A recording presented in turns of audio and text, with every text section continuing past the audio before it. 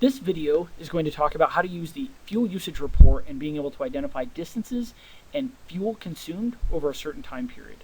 Under Engine and Maintenance, clicking on the fuel usage report, you'll notice that the system will automatically ask you for the time period that you might want to look for. You can even use the custom time option if you want to narrow down to a specific few days, maybe in a week or a month if necessary. I'm going to pick last month, and I'm going to select all vehicles. This will just allow me to have a really nice broad range of information that I can be able to pull. One thing I will make note of is if you are looking at miles per gallon in your reporting, keep in mind that's more of an average value. So it might be worth looking at that in a week or a month time period instead of day to day, where you can have a little bit more fluctuation in such a small parameter. But in this case, I can see every vehicle in the field, I can see how far they've traveled, and I can see how much fuel they've consumed. It's a really great way to be able to identify the type of data that is being consumed and gathered by the MyGeotab device, and then being able to provide it into a nice report. The next option I have under the View tab here is I can actually go through and break this out into more of a default report status, which will change the view a little bit here. So as I scroll down, you'll notice a couple of options here where I'm getting fuel economy and MPG, as well as liters per kilometer, as well as I get distance and fuel. You'll also notice that highlighted option.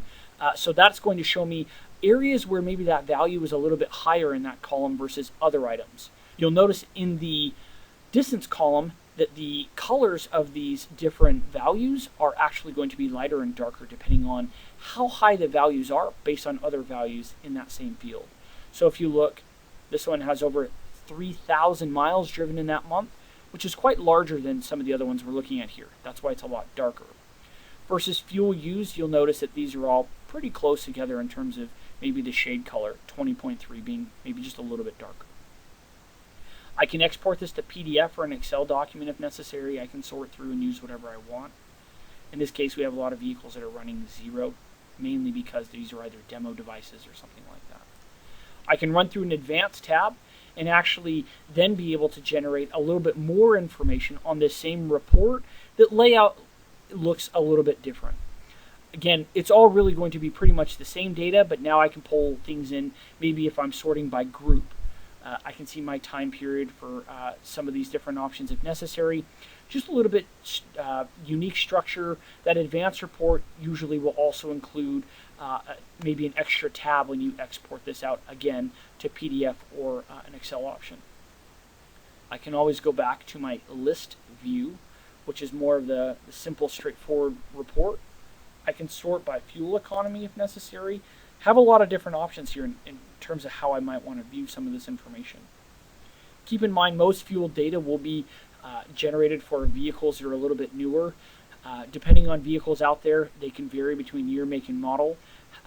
So if you are finding that you have a really old vehicle that isn't generating fuel, that could be due to the fact that the MyGeotab device is unable to read that just because of how old the vehicle is from the manufacturer. Something to keep in mind there. Fuel is usually going to be something the MyGeotab device automatically picks up based on the manufacturer's computer in terms of being able to relay that information. Also keep in mind that you always have the MyGeotab support chat option available.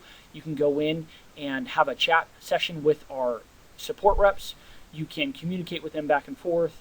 You can also email if necessary. You can even ask for a training session. If you want to have a session with our trainers, you can also go in and set that up, maybe put in a request.